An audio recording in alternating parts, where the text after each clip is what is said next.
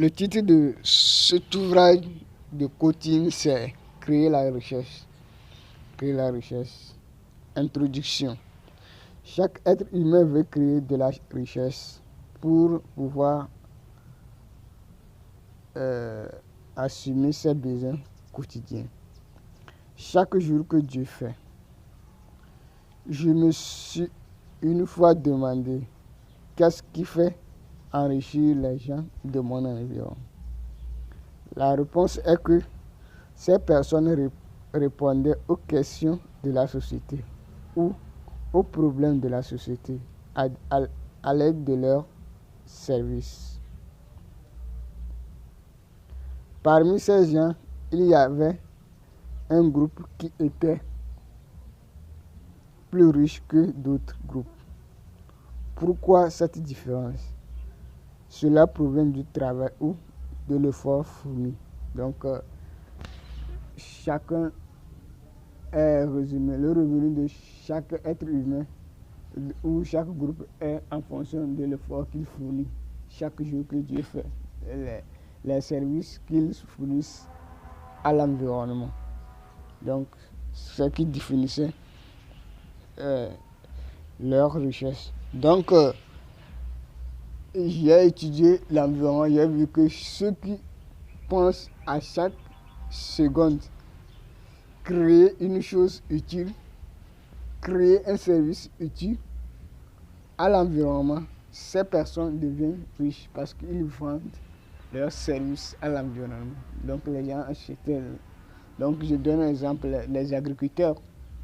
Les agriculteurs, chaque jour que Dieu fait, ils vont aux gens pour cultiver une plante, pour multiplier une plante, pour vendre.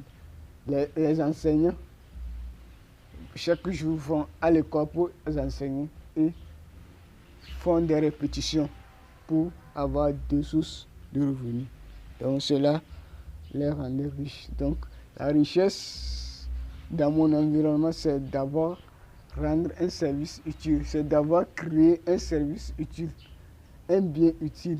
Donc un bien utile à l'environnement. Donc il y avait les commerçants, des commerçantes qui vendaient, qui avaient des boutiques, assez de boutiques pour vendre. Donc leurs boutiques les produisent de la richesse. Donc la richesse, donc pour pouvoir s'enrichir ou créer sa richesse, vous devez penser à chaque seconde de la vie, créer quelque chose d'utile, créer un service utile.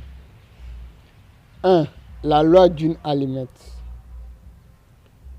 Tout petit, j'allais à la chasse avec mes frères pendant la saison sèche pour chercher les animaux. À ma grande surprise, mon frère a utilisé une seule tige d'allumette pour brûler une grande superficie d'herbe, alors que ma mère utilise une seule tige pour allumer le feu pour faire la cuisine. Voilà, une seule tige d'allumette a joué deux rôles différents en fonction de l'objectif et la capacité de chacun. Le projet de l'être humain demande une vision claire et la capacité de supporter les difficultés ou d'affronter les obstacles au cours de l'exécution du projet. Donc, on demande la capacité de surmonter les obstacles, les difficultés pour pouvoir arriver à votre objectif ou pour pouvoir réaliser vos rêves et avoir une vision claire, un objectif. Donc, mon frère a l'objectif de chasser les animaux. Donc, il doit brûler une grande forêt ou une grande superficie d'herbe. Or, ma mère a l'objectif de préparer. Donc, il doit savoir mettre le feu, là où mettre le feu. Ma mère sait faire la cuisine avant d'allumer le feu. Et mon frère sait chasser avant de brûler les herbes pour chasser les animaux. Donc l'être humain doit s'entraîner en fonction de son projet pour s'habituer, pour savoir ce qu'il attend à peu près. 2. Qualité. Steve Jobs a monté son premier ordinateur dans le garage de ses parents.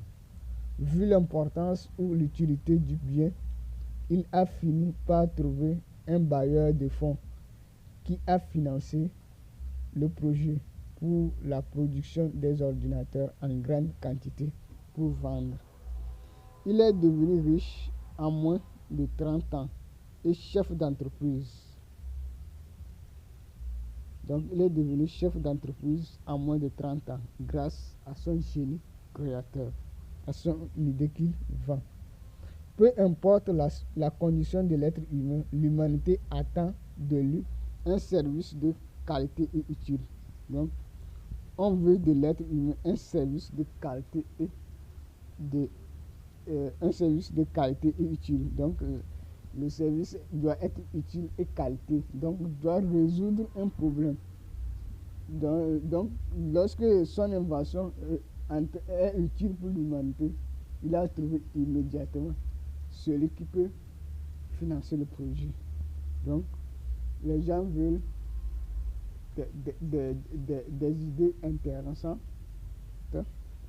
tout ça là. Donc, vous devez vous adapter à cette logique pour pouvoir réussir. Donc, ne vous confiez pas aux choses. Donc, les gens veulent seulement la qualité et l'utilité de vos services. Les gens s'en foutent de vous, de votre bien-être ou tout ça là. Donc, ils veulent des produits de qualité, des services de qualité.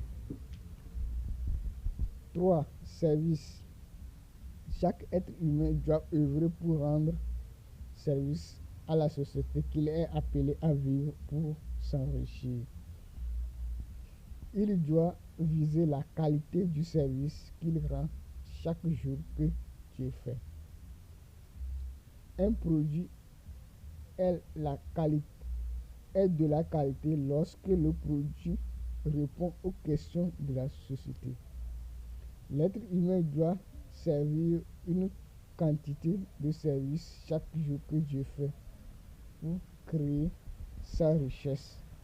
Donc, chaque jour que Dieu fait, l'être humain doit œuvrer pour servir une quantité de services en fonction de ses capacités ou sa capacité.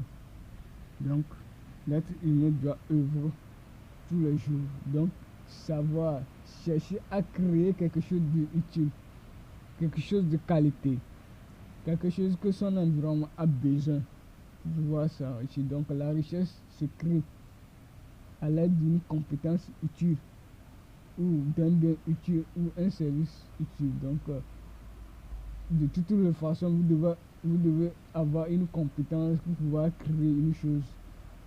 Déjà la compétence, vous avez créé une chose pour pouvoir s'enrichir. Donc, l'idée c'est d'avoir une compétence qui va vous permettre à créer de la richesse de votre vie, à résoudre les questions de la société. Donc, il est important à tout être humain de créer un service de qualité et utile pour sa société. 4. Principes. Réussir, c'est d'appliquer les principes de l'univers, c'est-à-dire savoir le fonctionnement des choses dans le monde. L'être humain doit suivre la logique du fonctionnement des principes de l'univers. Donc, vous devez suivre les principes, comment les choses fonctionnent dans le monde. Si vous allez à l'encontre des choses du monde, vous aurez toujours des problèmes. Donc, vous devez nager en fonction de l'écoulement de l'eau, là-haut la direction que la rivière prend. Si vous voulez aller à l'encontre de l'eau de la rivière, vous aurez des problèmes.